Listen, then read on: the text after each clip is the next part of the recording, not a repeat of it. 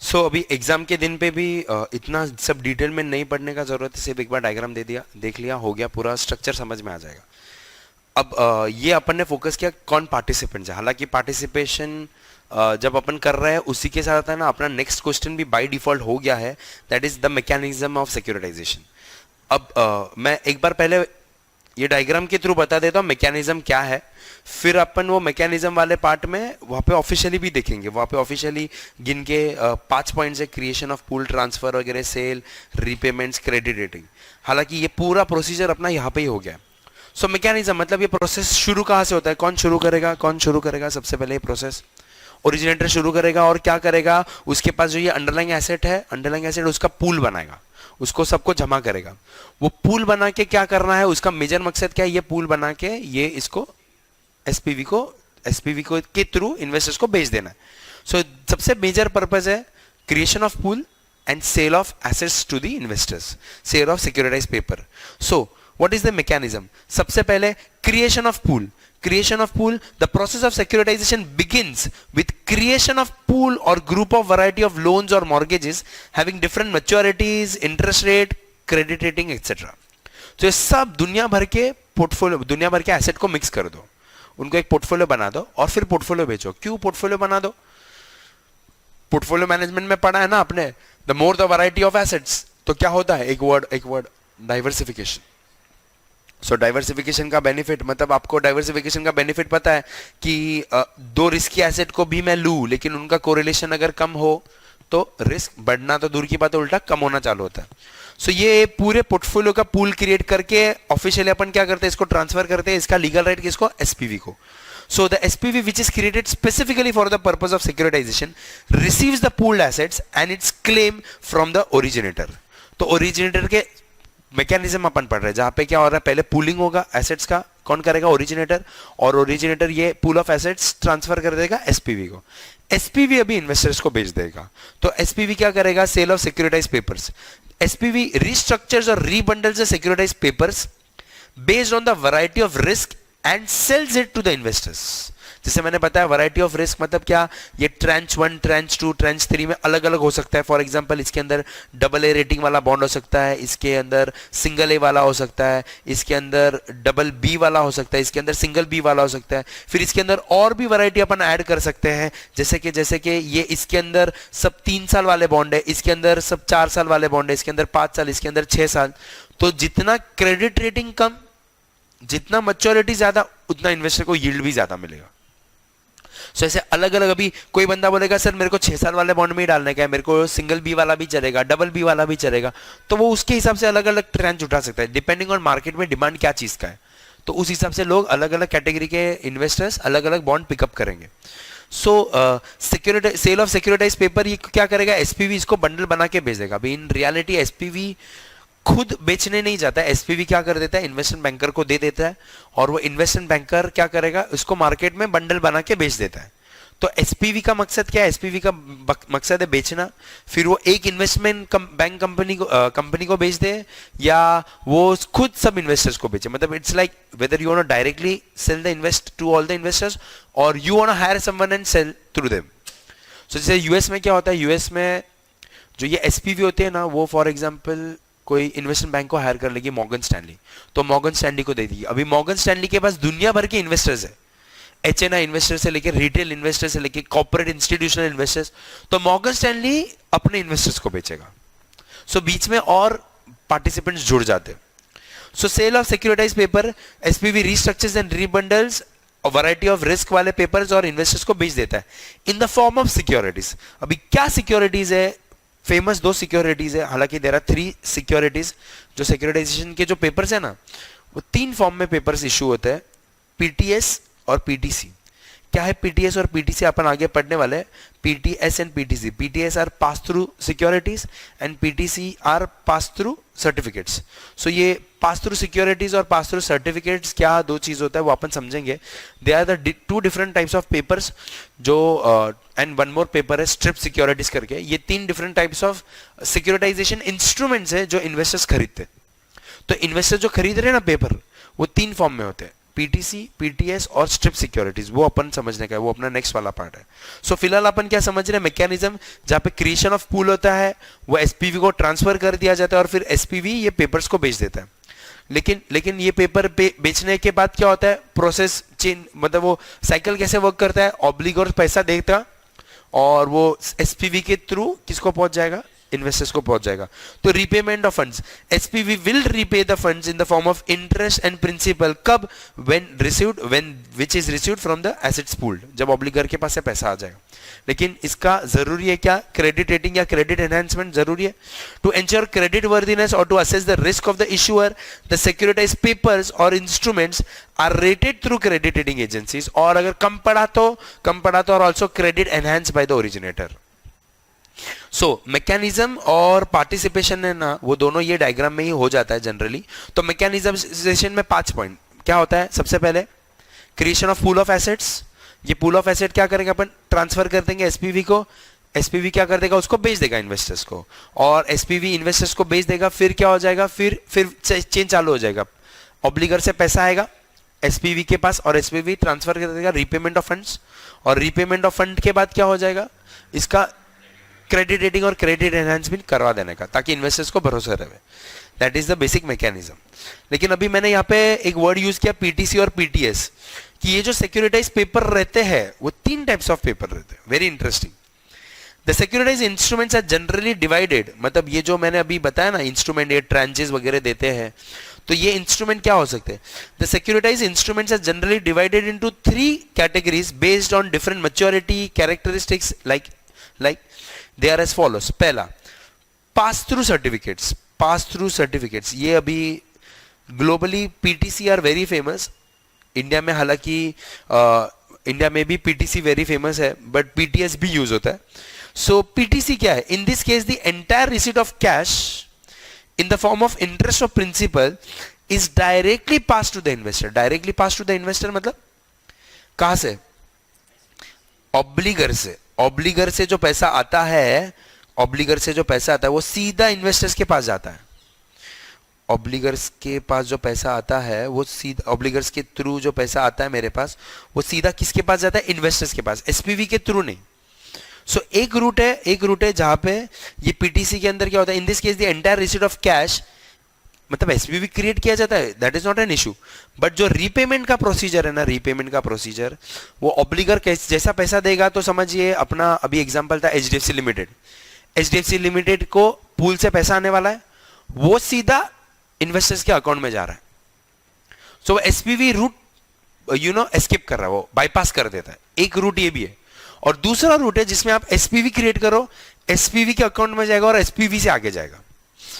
अब जनरली अभी जैसे मैं तुम लोग को पूछूं तो आप क्या बताओगे, सर एसपीवी के थ्रू जाए तो बेटर है, राइट? उससे कोई फर्क ऐसा नहीं पड़ता in terms of cash flow to the investor. Investor क्या बोलेगा, मेरे को तो पैसा आने से मतलब है, एसपीवी के थ्रू आए या डायरेक्ट ऑब्लिगर के थ्रू आए, मेरे को कोई फर्क नहीं पड़ता. लेकिन इसका जब मैं आगे जाके बताऊंगा कि what are the problems in securitization, तो एक बहुत बड़ा प्रॉब्लम हो जाएगा. एंड दैट इज कॉल्ड, याद है एक प्रॉब्लम जहां पे अभी ये एसेट है, ये एसेट एसपीवी को जब ट्रांसफर कर दूंगा मैं, एसेट जब मैं एसपीवी को ट्रांसफर कर दूंगा और फिर एसपीवी आगे जाके देगा, या डायरेक्ट ट्रांसफर करके दूंगा, उसमें सेल ऑफ एसेट में कुछ इंडिया में लगता है क्या? सेल ऑफ सिक्योरिटीज अगर एक्सचेंज पे हो तो एसटीटी लगता है. इंडिया में सेल ऑफ एसेट में कुछ लगता है क्या, बहुत बड़ा चीज नहीं. घर बेचते टाइम क्या लगता है, स्टैम्प ड्यूटी. स्टैम्प ड्यूटी का लफड़ा आने वाला है आगे जाके. कब आएगा स्टैम्प ड्यूटी? जब अगर ऑब्लिगर से पैसा एसपीवी को जाएगा, मतलब ये एसेट सब एसपीवी को ट्रांसफर होगा और एसपीवी से आगे जाएगा, तो ये सेल ऑफ एसेट गिना जाता है. एसपीवी को जब जाता है तो even though SPV is yours, तो सेल ऑफ एसेट करते हैं ना, तब क्या हो जाता है, स्टैम्प ड्यूटी लग जाता है. जो अपन आगे जाके ना मैं प्रॉब्लम में डिस्कशन करूंगा, यहाँ पे जो प्रॉब्लम्स है ना उसमें मैं डिस्कशन करूंगा स्टैम्प ड्यूटी.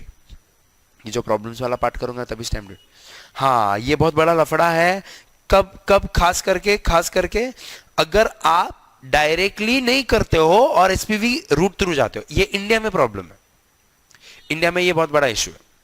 सो अभी इसीलिए 2 टाइप्स ऑफ सिक्योरिटी है. एक सिक्योरिटी जिसमें एसपीवी क्रिएट नहीं होता, डायरेक्ट ऑब्लिगर से पैसा जाता है किसको, इन्वेस्टर्स को, और दूसरे में एसपीवी क्रिएट होता है। अब ऑफ कोर्स इंडिया में एसपीवी वाला रूट फेमस होगा क्या, नहीं होगा, क्योंकि स्टैम्प ड्यूटी का लफड़ा है, वो मैं आगे जाके डिस्कशन करूंगा what is that issue. But अच्छे से समझना, ये पास थ्रू सर्टिफिकेट्स में क्या होता है, pass through in this case the entire receipt of cash from the obligor in the form of interest of principal is, क्या लिखा है मैंने, हाईलाइट कर देना, क्या, directly pass to the investor. लेकिन पे थ्रू सिक्योरिटीज में क्या होता है, in this case the amount received is not directly pass to the unit holder and instead क्या, SPV now issues new securities restructured in different branches, लिखा है मैंने, वो गलती हो गया, वहां पे कैंसिलेशन कर देना, ट्रांचेस है, ट्रांचेस, सो मैं बता ना, ट्रांच 1 ट्रांच 2, तो यहाँ पे क्या लिखा है, in this case the amount received is not directly pass to the unit holder and instead the SPV now issues new securities restructured in different tranches to the investor. तो एक root है ये खास करके कौन सा वाला, पीटीसी वाला रूट, जिसमें ऑब्लिगर के पास से जो पैसा आता है वो सीधा इन्वेस्टर को जाता है, और ये पीटीएस वाला जो है, ये अपना पे थ्रू सिक्योरिटीज जो है, इसके अंदर सब पैसा या लीगल राइट एसपीवी को जाएगा और फिर आगे जाएगा। पूरी दुनिया में ये एसपीवी वाला स्ट्रक्चर फेमस है, इंडिया में भी एसपीवी स्ट्रक्चर थ्रू जाता है, but there is a question mark of stamp duty, इसके लिए थोड़ा अटका हुआ है ये केस। इसके ऊपर बहुत सारे लीगल कंसल्टेंट और टैक्स कंसल्टेंट मिलके गवर्नमेंट को भी प्रपोजल रख रहे कि स्टैम्प ड्यूटी वाला पार्ट निकाल दो इसके अंदर से, और गवर्नमेंट भी शायद आने वाले कुछ सालों में अगर गवर्नमेंट को ये एक्सपांशन करना है तो गवर्नमेंट भी इसमें ये सब स्टैम्प ड्यूटी शायद निकाल सकता है। But since it's a big revenue to the state government and others, they do not want to abolish this, ऐसा है। So this will create an issue. So 3 major securities है, इसमें से मैंने 2 बताया, एक है पास थ्रू सर्टिफिकेट्स और दूसरा है पे थ्रू सिक्योरिटीज। दोनों में फर्क क्या चीज का है, एक में डायरेक्टली ऑब्लिगर को जाएगा और दूसरे में थ्रू एसपीवी जाएगा, पहले एसपीवी को बेचा जाएगा और एसपीवी आगे जाके बेचेगा। तीसरा सिक्योरिटी है strip security. Now this is very very interesting. Strip मतलब उसको उतार देना, कम कर देने का। अभी ये जो सिक्योरिटीज है ना, ये लोन है, ऑब्लिगर्स के पास जो है वो लोन है, वो लोन से वो लोग रिपेमेंट में क्या करते हैं, प्रिंसिपल भी रिपेमेंट करते हैं और इंटरेस्ट भी करते हैं। अब ये इंटरेस्ट और प्रिंसिपल सिक्योरिटीज है ना, इंटरेस्ट और प्रिंसिपल, अब जब मैं ट्रांचेस बनाता हूं ना, ट्रांचेस, तो उसमें मैं ना कुछ और ना लुक्रेटिव करने के लिए, कुछ बहुत सारे इन्वेस्टर्स को लुभाने के लिए मैं और वैरायटी भी निकाल सकता हूं। और वैरायटी मतलब कैसा निकाल रहा हूं जरा देख, और वैरायटी में निकाल सकता हूं जिसको हम लोग बोलते हैं इंटरेस्ट ओनली और प्रिंसिपल ओनली, इंटरेस्ट ओनली और प्रिंसिपल ओनली। अब ये इंटरेस्ट ओनली प्रिंसिपल ओनली का मतलब क्या है कि ये जो ऑब्लिगर में से जब लोग इंटरेस्ट पेमेंट करेंगे ना, तो जिसने आईओ इंटरेस्ट ओनली सिक्योरिटी में इन्वेस्ट किया ना, उसको इंटरेस्ट मिलेगा, तो उसको पेमेंट मिलेगा। लेकिन तब जो प्रिंसिपल ओनली सिक्योरिटी जिसने खरीदा ना, उसको कुछ पेमेंट नहीं मिलेगा, क्योंकि इंटरेस्ट पेमेंट हो रहा है। जब प्रिंसिपल रीपेमेंट होगा तो प्रिंसिपल का हिस्सा किसको जाएगा, प्रिंसिपल वालों को जाएगा, इंटरेस्ट वालों को नहीं जाएगा। अब इससे क्या फर्क हो जाता है वो जब अपन देखते हैं। तो स्ट्रिप सिक्योरिटी में क्या होता है, होल्डर ऑफ आईओ और होल्डर ऑफ पीओ, आईओ मतलब इंटरेस्ट ओनली सिक्योरिटी और पीओ मतलब principal only security. So holder of IO receives only interest portion paid by the obligor. तो होल्डर ऑफ पीओ में क्या होगा, he receives only the principal portion paid by the obligor. अब इससे interesting कैसे हो जाता है, अब समझो मार्केट में इंटरेस्ट रेट बढ़ गया, इंटरेस्ट रेट बढ़ गया, तो जिन्होंने लोन लिया है उनका इंटरेस्ट आउटफ्लो बढ़ जाएगा उनका। सो जो IO interest only security hold कर रहा है उसको पेमेंट ज्यादा आएगा, लेकिन जो प्रिंसिपल ओनली सिक्योरिटी पे जो है वो बंदे को पेमेंट ज्यादा नहीं आएगा, क्योंकि जैसे इंटरेस्ट रेट बढ़ता है, जो प्रीपेमेंट करने जाता है, प्रीपेमेंट समझते हो, प्रीपेमेंट में क्या होता है कि आपका जो लोन था वो पहले पे करने जा रहे थे, वो लोग नहीं पे करेंगे, वो लोग क्या बोलेंगे, अरे लेट पे करते हैं, अभी इतने हाई रेट पे अपन क्यों वापस रीपे कर दे। सो उनको 2 कैटेगरी में जब इंटरेस्ट रेट बढ़ता है तो इंटरेस्ट आउटफ्लो बढ़ जाता है, लोन जिन्होंने लिया है उनका, और अगर वो प्रिंसिपल रीपेमेंट करने वाले रहेंगे, समझो उनका ईएमआई ₹1,00,000 का है, ₹1,00,000 में से समझ 50,000 इंटरेस्ट का पोर्शन था और 50,000 प्रिंसिपल रीपेमेंट था। लेकिन मार्केट में जब फ्लोटिंग रेट पे लोन लिया और इंटरेस्ट रेट बढ़ गया हो, तो तुम्हारा इंटरेस्ट का पोर्शन बढ़ जाएगा और तुम्हारा प्रिंसिपल का पोर्शन कम हो जाएगा ₹1,00,000 में से। सो जो आईओ सिक्योरिटी होल्ड कर रहा है ना, उसको ज्यादा पैसा मिलेगा, उसका वैल्यू बढ़ जाएगा, और जो पीओ सिक्योरिटी होल्ड कर रहा है उसको कम पैसा मिलेगा, उसका वैल्यू कम हो जाएगा। ये कब? जब इंटरेस्ट रेट बढ़ेगा।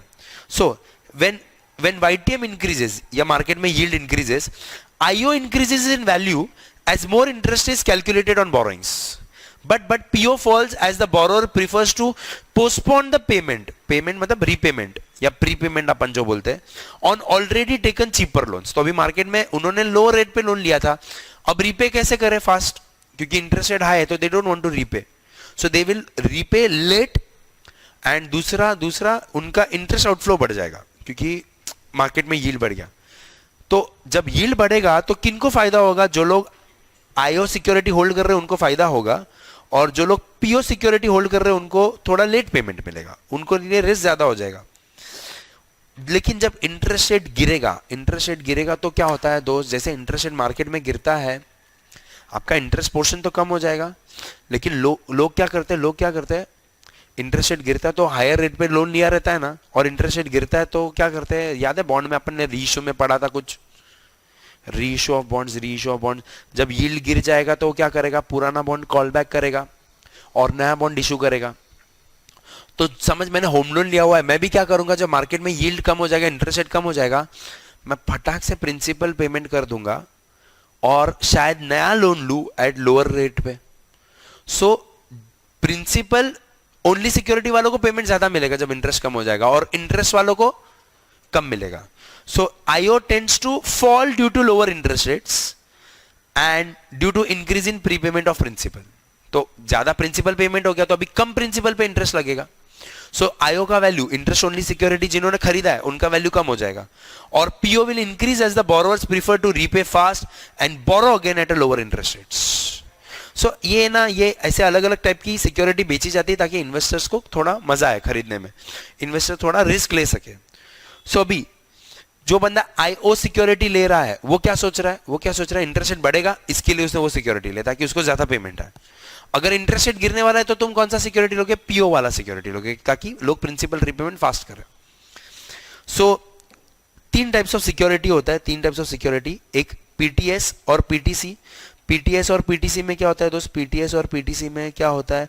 हाँ, एक में ये पीटीसी में ऑब्लिगर से पैसा डायरेक्टली इन्वेस्टर को जाएगा, और पीटीएस में एसपीवी रूट थ्रू जाएगा, जिसकी वजह से आगे जाके स्टैम्प ड्यूटी का इश्यू होता है। और तीसरा है आईओ सिक्योरिटी और पीओ सिक्योरिटी, जिसको हम लोग बोलते हैं स्ट्रिप सिक्योरिटी। तो स्ट्रिप मतलब क्या? अपन ने बांट डाला क्या चीज का? जो हाँ, प्रिंसिपल और इंटरेस्ट का ईएमआई तो दोनों आता है, ईएमआई में से 2 हिस्से कर डाले मैंने, इंटरेस्ट ओनली का हिस्सा अलग, प्रिंसिपल ओनली। तो जिसको आईओ में इन्वेस्ट करना है वो आईओ इंटरेस्ट ओनली इंटरेस्ट ही मिलेगा उसको, और जिसको सिर्फ पीओ में करना है उसको सिर्फ प्रिंसिपल पोर्शन मिलेगा। वो यील्ड के ऊपर नीचे जाने पे उनका वैल्यूएशन ऊपर नीचे होता है। हाँ, ये पीटीएस और पीटीसी क्या है पता है? ये ना स्ट्रक्चर है, ये structure of passing the money. मतलब इन रियलिटी तू मेरे को पूछेगा तो 2 ही टाइप की सिक्योरिटी, पीटीएस और पीटीसी। उसके अंदर वैरायटी क्या क्या है? आईओ और पीओ हो सकता है। सो अभी वो लोग अपने को बोले सिक्योरिटाइजेशन इंस्ट्रूमेंट्स क्या है, तो मैं तीनों लिख दूं, पीटीसी और पीटीएस भी है, वो उसमें स्ट्रक्चरल डिफरेंस है, और आईओ और पीओ में उसमें रिटर्न्स का डिफरेंस है। सो जैसे अपन म्यूचुअल फंड में अपने को बोला जाता है क्लासिफिकेशन ऑफ म्यूचुअल फंड्स, तो मैं क्या बोलता हूं? क्लासिफिकेशन में 2 है, ओपन एंडेड है और क्लोज एंडेड है, और उसके अंदर पोर्टफोलियो क्लासिफिकेशन भी है कि equity, debt, hybrid, other category, special category, वैसा। सो यहाँ पे पीटीएस और पीटीसी है, और उसके अंदर आईओ सिक्योरिटी, पीओ सिक्योरिटी, ऐसे अलग अलग वैरायटी की सिक्योरिटीज है। This I expect to be very very important securitization instrument, खास करके पीटीसी और पीटीएस का।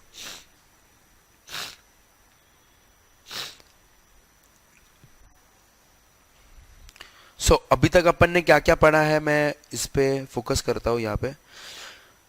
अभी तक अगर आपने शॉर्ट नोट में देखा रहेगा तो अपन ने सबसे पहले क्या किया?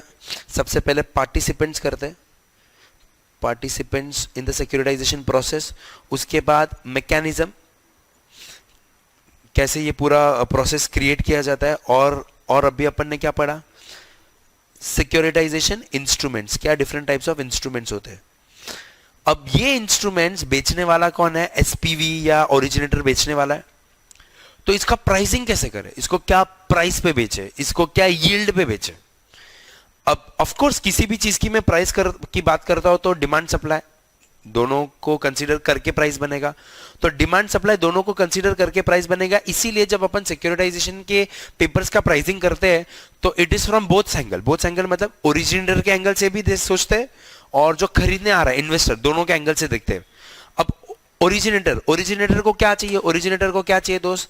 ओरिजिनेटर को वो सिक्योरिटाइजेशन पेपर्स जो बेच रहा है एसपीवी के थ्रू, वो उस पे उसको कुछ देना पड़ेगा, उस पे उसको कुछ इंटरेस्ट देना पड़ेगा ना इन्वेस्टर्स को। अब ओरिजिनेटर क्या कितना रेट देगा या ओरिजिनेटर क्या कोट करेगा, अब ये डिपेंड करता है कि उसको ओरिजिनेटर ने पहले क्या किया था। जो जिन लोग को लोन दिया था, ये एचडीएफसी लिमिटेड है, मैं उनके पास से होम लोन लिया था, समझो मैंने 1 करोड़ का होम लोन लिया था, तो एचडीएफसी लिमिटेड ने मेरे को 1 करोड़ का फंडिंग दिया था। अब ये एचडीएफसी लिमिटेड पैसा किधर से लाया था पहले? या तो उसने बोरिंग से लाया रहेगा या तो उसने अपना इक्विटी डाला रहेगा। सो जब उसने खुद का पैसा डाला, कैपिटल रेस किया रहेगा, उस पे जो उसको कॉस्ट ऑफ कैपिटल है उतना तो रिकवर होना चाहिए जब वो ये पोर्टफोलियो किसी और को बेच रहा है। तो ओरिजिनेटर क्या सोचेगा, मेरा कॉस्ट ऑफ कैपिटल रिकवर होना चाहिए जब भी मैं किसी को दे रहा हूं तो। So originator will be pricing the instrument at which he और she has to incur an outflow. क्यों इनकर एन आउटफ्लो? अभी मतलब उसने कौन सा आउटफ्लो? ओरिजिनेटर ने ऑब्लिगर को जो फंडिंग किया था ओरिजिनली, उसके लिए उसने कहां से पैसा लाया? डेट और इक्विटी से उनको पैसा देना। सो उनको जो ओरिजिनल रेट पे पैसा देना है, तो I repeat, originator will be pricing the instrument at which he और she has to incur an outflow and will consider the time of outflow while raising the amount through securitization. The originator will ensure that the cost of funding of the asset to the obligor is recovered. I'll repeat. Originator will ensure क्या ensure करेगा? Cost of funding is recovered. Cost of funding किसको? Obligor को जो पैसा दिया था उसने date और इक्विटी से, जो रेट पे दिया था उतना मिनिमम रिकवर हो जाए मेरा। अभी ओरिजिनेटर का ना मेन मकसद पैसा कमाना नहीं है सिक्योरिटाइजेशन से, उसका मेन मकसद क्या है? पैसा रिलीज करना, अनलॉक करना। अब मैंने तो समझो मार्केट में एचडीएफसी लिमिटेड ने एनसीडी इशू किया 100 करोड़ का, और 100 करोड़ का खुद का शेयर्स इशू किया, 200 करोड़ किया। अब ये 200 करोड़ का लोगों को लोन दे दिया। अब ये 200 करोड़ समझ लो उन लोगों ने रेस किया है 10% पे। अब लोगों को लोन देंगे 10% या 10 से ज्यादा? 10 से ज्यादा, 12% पे समझो लोगों को लोन दे दिया, तो 2% का स्प्रेड कमाने वाला है। अब ये पूरा पोर्टफोलियो जो उसने 2% का स्प्रेड समझ लो, इसने 2 साल 3 साल कमाया भी। अब उसको चाहिए कि चल अभी यार ये जो पोर्टफोलियो है ये मैं एसपीवी के थ्रू बेच देता हूं। सो अभी जो इन्वेस्टर्स को बेचने जा रहा है, इन्वेस्टर्स को, उसको वो क्या करेगा? उसको वो 11% पे भी बेचे, 11% पे भी बेचे तो इन्वेस्टर को 11% मिलेगा। इसको क्या होने वाला है? इसको ऑब्लिगर्स के थ्रू 12% मिलेगा, इन्वेस्टर को 11% देगा, 1% कमा सकता है। अब वो इन्वेस्टर को पूरे का पूरा 12 भी दे दे तो भी चले। मतलब मैं बताता हूं ये प्रोसीजर के अंदर। अब अच्छे से समझना, यहां पे ओरिजिनेटर ने मार्केट से पैसा रेस किया रहेगा। समझ लो ओरिजिनेटर का कॉस्ट ऑफ कैपिटल है 10%, उसको ऑब्लिगर से मिलने वाला कितना है? समझ लो 12% मिलने वाला है। अब अगर वो इन्वेस्टर्स को 11% भी कमिट कर रहा है तो भी उसका फायदा है। कैसे फायदा है? उसका 1% का फायदा है कि वो ऑब्लिगर से 12 कलेक्ट करने वाला था, अभी 12 के बदले इन्वेस्टर को 11 दे रहा है, तो नेट उसको 1% मिलने वाला है। अब अगर वो इन्वेस्टर को 12% भी दे देना, इन्वेस्टर को 12% भी दे दे, पूरे का पूरा दे दे, तो भी इसको कोई हर्ज नहीं है। क्यों? क्योंकि उसका पैसा तो रिलीज हो रहा है और वो अपने 10% के ऊपर तो कमा ही रहा है। सो उसको कोई प्रॉब्लम नहीं, वो इन्वेस्टर को 12 दे या जो भी percentage they, he wouldn't mind that. पूरे का पूरा इन्वेस्टर को भी पास करते हैं तो भी चले। सो ओरिजिनेटर का मेन मकसद क्या है पता है? अपने बुक में से लोन निकल गया। अब वो लोन निकलते वक्त वो ये सोचेगा कि मैं ऑब्लिगर्स के पास से जितना लेने वाला हूं, या मेरे को वो उतना मिनिमम चाहिए कि जितना मैंने पैसा रेस किया, मैंने जितना मार्केट से फंडिंग रेस किया है उतना तो मेरा मिनिमम निकलना चाहिए। तो एट नो पॉइंट मैं इन्वेस्टर्स को उतना ज्यादा कमिट तो नहीं कर पाऊंगा कि मेरा लॉस हो जाए। सो इन्वेस्टर्स को वो ऑब्लिगर से जितना मिलने वाला है ना, उससे कम या शायद उतना दे, उससे ज्यादा रिटर्न नहीं ऑफर कर सकता, वरना उसके जेब से जाएगा. सो ओरिजिनेटर क्या सोचेगा? Originator will ensure that the cost of funding of the asset to the obligor is recovered. ये ओरिजिनेटर सोचेगा. लेकिन इन्वेस्टर, दोस्त इन्वेस्टर कौन है? इन्वेस्टर यहां पे मैंने किस किस का नाम लिया यहां पे इन्वेस्टर में? LIC, पेंशन फंड, बैंक्स या NBFCs. ये लोग क्या सोच रहे हैं कि मैं ये जो पेपर्स ले रहा हूं इसका क्रेडिट रेटिंग AAA है. ये AAA या AA बॉन्ड का, दूसरे AA बॉन्ड का मार्केट में 12% मिल रहा है तो मेरे को भी 12 चाहिए. वो अपना अपॉर्चुनिटी कॉस्ट सोच रहा है. उसके लिए तो क्या है, मैं इधर इन्वेस्ट करूं या इधर इन्वेस्ट करूं या इधर इन्वेस्ट करूं. तो इन्वेस्टर क्या सोचता है? उसका यील्ड.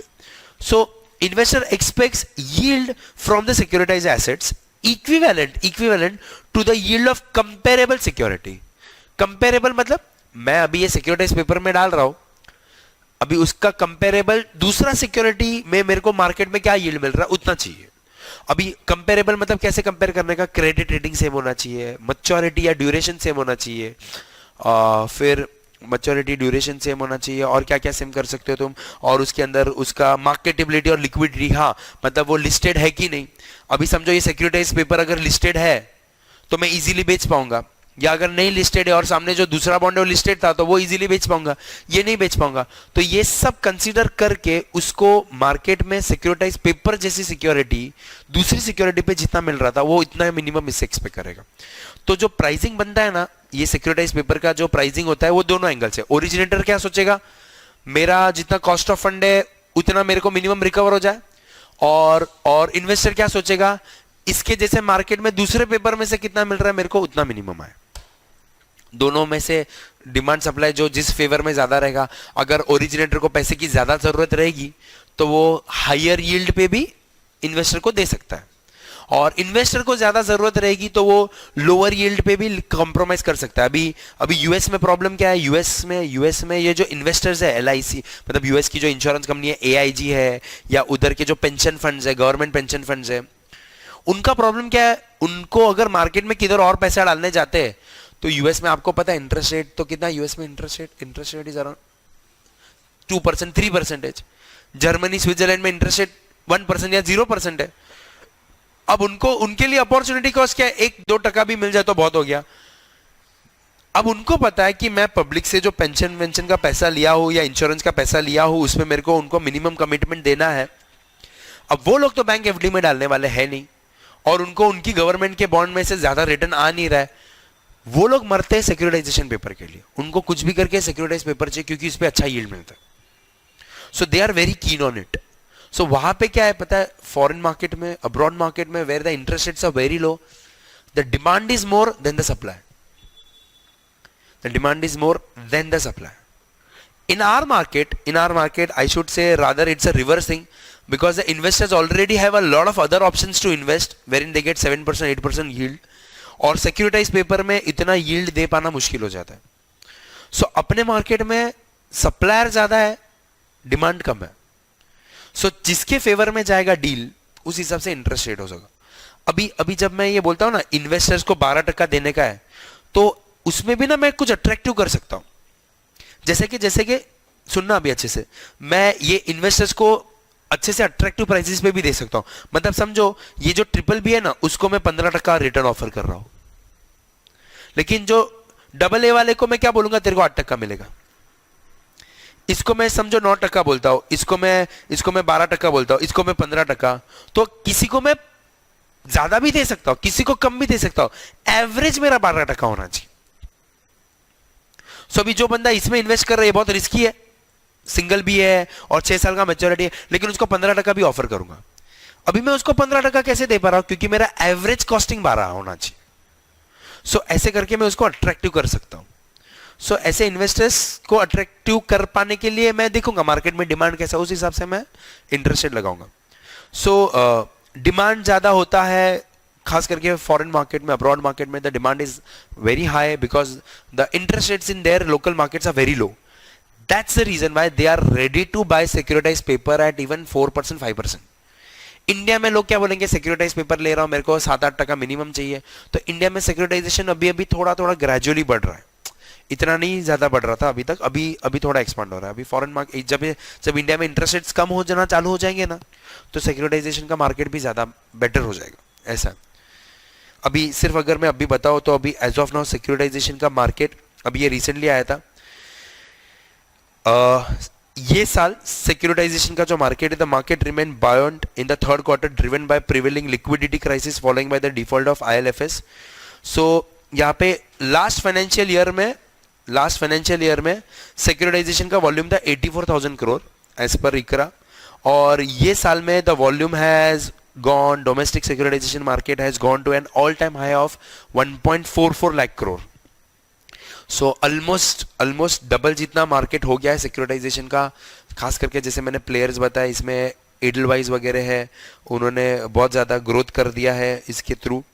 सो इंडिया में सिक्योरिटाइजेशन का बिजनेस अभी ग्रो कर रहा है। I will again and again say it's a big opportunity for chartered accountants because these ARCs and this companies, they require chartered accountants to structure the financial aspect, the compliance, the legal aspect, and chartered accountants have an enormous opportunity to do this thing. Plus बहुत सारी banks के ऊपर मैं आगे मैं benefits में बताऊंगा। बहुत सारी बैंक्स को कंपलसरी है ये करना, कंपलसरी है इसमें इन्वेस्ट करना। सो मार्केट एनीवे ग्रो होने वाला है आगे जाके, तो it's a big opportunity for chartered accountants. ऐसा हाँ, तो वही अपन समझते हैं बेनिफिट्स। अब बेनिफिट्स और प्रॉब्लम्स सिक्योरिटाइजेशन में। बेनिफिट्स में क्या है सर? बेनिफिट्स तीनों के लिए अपन सोचते, तीन मतलब आप सोचोगे तीन कौन सा? एक तो जो ये प्रोसेस शुरू कर रहा है ओरिजिनेटर, दूसरा इसका जो एंड यूजर है दैट इज इन्वेस्टर, और तीसरा ओवरऑल मार्केट को क्या फायदा हो रहा है। जो मार्केट को फायदा हो रहा है मैं बता रहा हूँ वहां पे, वो जो आर्टिकल आया था उससे। ओरिजिनेटर को क्या फायदा है सर? सबसे पहला फायदा उसको ये है कि उसके बुक से पैसा रिलीज हो रहा है, मतलब उसके बुक से एसेट रिलीज हो रहा है और उसको फंडिंग मिल रहा है। और फंडिंग के लिए वो मार्केट से पैसा रेज करने की जरूरत नहीं है, वो अपने एग्जिस्टिंग पोर्टफोलियो को सिक्योरिटाइज करके बेच के उसी का फंडिंग क्रिएट कर सकता है। अदरवाइज उसको मार्केट में क्या वापस से डेट और इक्विटी रेज करते रहना पड़े बार बार। इससे बेटर है कि जो पोर्टफोलियो दिया उसी को किसी और को पकड़ा के रिलीज करके नया पैसा वापस करो, नया पैसा वापस मार्केट में लगाओ। तो the biggest advantage to the originator, जिसको हम लोग बोलते हैं off balance sheet financing, it releases और unlocks the capital tied of the originator, किसके अंदर? इन द एसेट्स और funding finance to the obligor. तो ऑब्लिगर को जो पैसा दिया हुआ रिलीज हो जाएगा। This helps in improved liquidity position and further helps in business expansion. Business expansion में कैसे हेल्प करेगा? क्योंकि ये आपको फोकस करवाएगा कोर बिजनेस पे। मतलब अभी देखो ओरिजिनेटर का क्या था, उसके बुक में ये 100 करोड़ का लोन था, वो 100 करोड़ का लोन से अभी समझो सिक्योरिटाइजेशन नहीं करता तो वो क्या करता?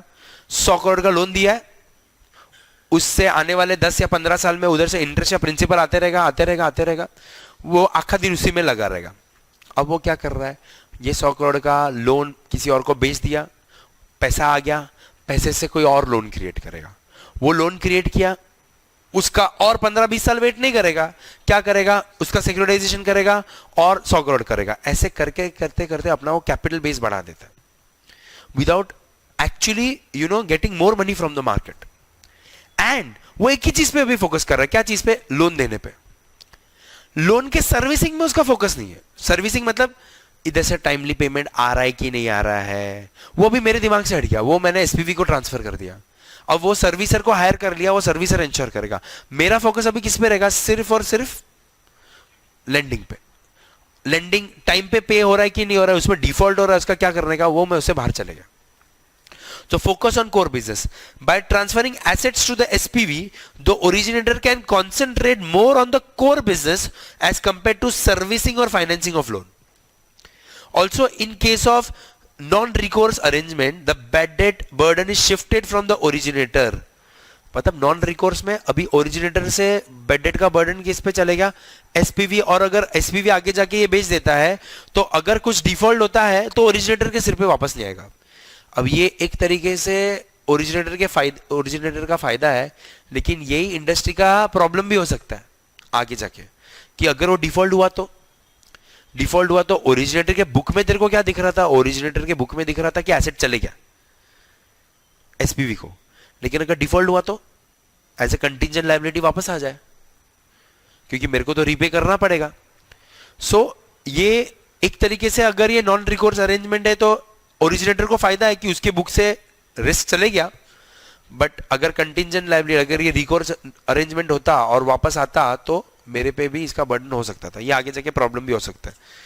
So focus on non core business में क्या अपन कर रहे हैं, यहाँ पे बेनिफिट क्या है, एक तो ऑफ बैलेंस शीट फाइनेंसिंग हो जाएगा, और ड्यू टू दिस वो एनबीएफसी जो है वो क्या करेगा, ओरिजिनेटर सिर्फ और सिर्फ फोकस करेगा लोन क्रिएट करने पे, उसके सर्विसिंग पे नहीं, उसका काम उससे रिलीज हो गया। Helps improving in financial ratios, financial ratios आपका कैसे बढ़ेगा, जैसे मैंने अभी आपको बताया कि अगर मेरे बुक में एनपीएस है, अब एनपीएस पड़े रहे लेकिन अभी मेरे पास ऑल्टरनेट सोर्स है सिक्योरिटाइजेशन से, मैं ये एनपीए किसको बेच सकता हूं, एआरसीज को बेच सकता हूं, और एआरसीज उसको आगे दे देंगे। तो एक तरीके से मैंने माना कि मैंने एनपीए पे लॉस बुक कर डाला, बट पैसा तो रिलीज हुआ एआरसी को बेच के। सो मेरे क्या फाइनेंशियल रेशियोज इंप्रूव हो सकते हैं, specially in the case of financial institution like banks और NBFCs. The ratios like NPAs और कैपिटल एडिक्वेंसी रेशियो जो अपन ने पढ़ा था मर्जर्स एंड एक्विजिशन में, are of vital importance and securitisation helps improving the same. So banks का NPA ratio या कैपिटल एडिक्वेंसी रेशियो बेटर हो सकता है क्योंकि बैंक का रिस्की वेटेड एसेट जो पोर्टफोलियो है वो थोड़ा कम हो जाएगा क्योंकि वो किसी और को दे देगा। So capital adequacy ratio is what, total capital upon risky weighted asset. तो रिस्की वेटेड एसेट का पोर्टफोलियो कम हो जाएगा, मेरा कैपिटल बढ़ जाएगा उस हिसाब से प्रोपोर्शनेटली, तो मेरा रेशियोज इंप्रूव हो जाएंगे थ्रू सिक्योरिटाइजेशन। और अगर मैं एनपीए बेच पाया एआरसीज को तो वहां पे भी मेरा चांसेस है कि मेरे को एनपीए में से पैसा इजीली रिकवर हो जाएगा। रिड्यूस बोरिंग कॉस्ट, अभी रिड्यूस बोरिंग कॉस्ट कैसे हो सकता है सर रिड्यूस बोरिंग कैसे हो सकता है कि आपने ये जो पूल ऑफ एसेट्स है वो एसपीवी के थ्रू इन्वेस्टर को तो बेच दिया, अब इन्वेस्टर को भी तो कुछ रिटर्न देना है। जैसे अभी मैंने आपको यहां पे क्या बताया, इन्वेस्टर को 12% रिटर्न देना है। अब इन्वेस्टर कम रिटर्न के लिए भी तैयार कब हो जाएगा, कम रिटर्न के लिए भी तैयार कब हो जाएगा, जब क्रेडिबिलिटी ज्यादा हो। तो क्यों ना मैं इसका क्रेडिट रेटिंग या क्रेडिट एनहांस करवा दूं, तो जितना ज्यादा अच्छा क्रेडिट रेटिंग या जितना ज्यादा मैं कोलैटरल प्रोवाइड करूंगा उतना investors will be okay with lower return also. So the originator can earn a spread कैसे, स्प्रेड कैसे, जैसे मैंने बोला ना कि मैं ऑब्लिगर को समझो, ऑब्लिगर से 12% आने वाला है और अगर मैं यहाँ पे इन्वेस्टर्स को 11% पे कन्विंस कर सका तो मैं 1% कमाऊंगा। सो the originator can earn a spread and reduce his overall borrowing cost, especially when the papers are rated through credit rating agencies or are credit enhanced, due to which they can issue securities at reduced rates to the investors. So 4 major फायदे अपन पढ़ते हैं originator के लिए। एक तो of balance sheet financing, दूसरा वो अपने कोर ऑपरेशंस पे फोकस कर सकता है, तीसरा उसके फाइनेंशियल रेशियोज इंप्रूव हो सकते हैं, और अगर उससे अच्छे से क्रेडिट रेटिंग और क्रेडिट एनहांस कर दिया तो वो कम रेट पे इन्वेस्टर को बेच के इस पे प्रॉफिट या स्प्रेड कमा सकता है। ये ओरिजिनेटर के एंगल से। इन्वेस्टर के एंगल से क्या होगा, इन्वेस्टर के एंगल से सबसे बड़ा फायदा भी इन्वेस्टर जैसे एलआईसी है, उसके पास चॉइस क्या था, एक पर्टिकुलर बॉन्ड खरीदो 100 करोड़ का एट फलाना क्रेडिट रेटिंग, या एक पूल ऑफ एसेट्स का बॉन्ड खरीदो securitise paper. What is better, एक स्टॉक में इन्वेस्ट करना या निफ्टी में इन्वेस्ट करना, Nifty which is very diversified. So वैसे ही यहां पे भी अगर मैं कंपेयर करूं तो इन्वेस्टर क्या सोचता है कि एक बॉन्ड में डालूं या उससे अच्छा सिक्योरिटाइज पेपर में डालूं, आई विल गेट डाइवर्सिफिकेशन का benefit. So the biggest benefit that investor gets is diversification of risk. Purchase of securities backed by different types of assets provide diversification of portfolio to the investors by reducing his overall risk. और diversification तो होगा ही, और आप higher yield भी कमा सकते हो। Investors can earn higher yield on the securities as compare to other investment opportunities. खास करके कहां पे बोला मैंने, फॉरेन मार्केट में। फॉरेन मार्केट में क्या होता है सर, आपके पास जहां पे चॉइस है इन्वेस्टमेंट करने का वहां पे इंटरेस्ट रेट कम है, तो यूएस और यूरोपियन कंपनीज क्या करते हैं, सिक्योरिटाइज पेपर खरीद के क्या उधर उनको ज्यादा यील्ड मिलने का चांस है। तो specially in market in the case of US और European nations where interest rates on bank deposits are very low, typically around 1% और 2%, ऐसे मार्केट में आपको डाइवर्सिफिकेशन का तो बेनिफिट मिल ही रहा है, हायर रिटर्न कमाने का भी चांस है। क्योंकि एक चीज समझना, सिक्योरिटाइजेशन में जो ऑर्गेनाइजेशन आता है उसको पैसे की जरूरत है, तो वो शायद मार्केट से हायर रेट पे भी तुमको दे। सो वहां पे मेरे को रिटर्न भी ज्यादा कमाने का चांस है और डाइवर्सिफिकेशन का भी एडवांटेज मिलता है इन्वेस्टर के लिए।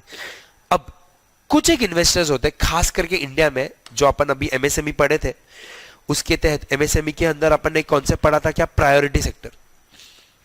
तो आरबीआई ने बैंक्स को क्या बोला हुआ है प्रायोरिटी सेक्टर के बारे में, कुछ पता है आपको कि इनको आपने लोन देने का? कौन आता था प्रायोरिटी सेक्टर में? एग्रीकल्चर एंड अलाइड एक्टिविटीज,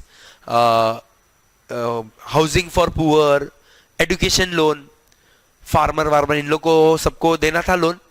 तो बैंक को कंपलसरी बोला था इनको लोन देने का, बैंक को कंपलसरी बोला था तुमने 60% माइक्रो यूनिट्स को देने का। अभी बैंक क्या सोचती है, अभी सब बैंक तो ये कर नहीं पाती है। बैंक को टारगेट दिया था, अगर तुमको एमएसएमई में पता है क्या, 20% तुम्हारा ईयर ऑन ईयर ग्रोथ होना चाहिए, इतना तुमने जो लेंडिंग करना चाहिए, 10% अकाउंट में ग्रोथ होना चाहिए। अब बैंक तो कोशिश करती है कि समझो मेरे को 100 करोड़ का मार्केट में लोन देना है, तो उसमें से आरबीआई ने बोला है कि 30 करोड़ एसएमई को देना है समझो, या 50 करोड़ एसएमई को देना है। अब मैं एसएमई ढूंढूं किधर इतने सारे? और सबसे पहली बात तो इतने सारे एसएमई को लोन मैं शायद ना दे पाऊं, पहला पॉइंट।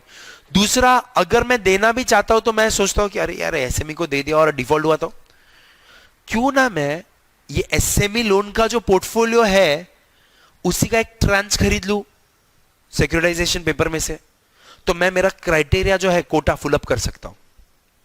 सो बैंक्स क्या करती है, asset belonging to a particular industry known as priority sectors like SMEs, agriculture, etc. are required to be invested by various financial institutions like banks. Securitization helps fulfilling these regulatory requirements. So अभी क्या होगा, अभी समझो तुम्हारा NBFC है, तुम्हारा portfolio है, तुम्हारा पोर्टफोलियो क्या चीज का है, ये मल्टीपल सिक्योरिटीज का है। इसमें से तुमने एक ट्रांच बनाया है, खास करके एसएमई ट्रांच, उसमें 100 करोड़ है। अब मेरा है ना, मेरे पास 1000 करोड़ का, मैं एक बैंक हूं, मेरा 1000 करोड़ का लोन का पोर्टफोलियो है। उसमें से आरबीआई ने मेरे को बोला था कि 40 करोड़ है ना एसएमई को देना या प्रायोरिटी सेक्टर के लिए रख। अब 40 करोड़ 40%, तो 400 करोड़ का लोन मेरे को प्रायोरिटी सेक्टर को देना था, मैं दे पाया 300 करोड़ ही। अब बाकी का 100 करोड़ में कैसे फुल अप करूं क्राइटेरिया, मेरा डेडलाइन आ गया है।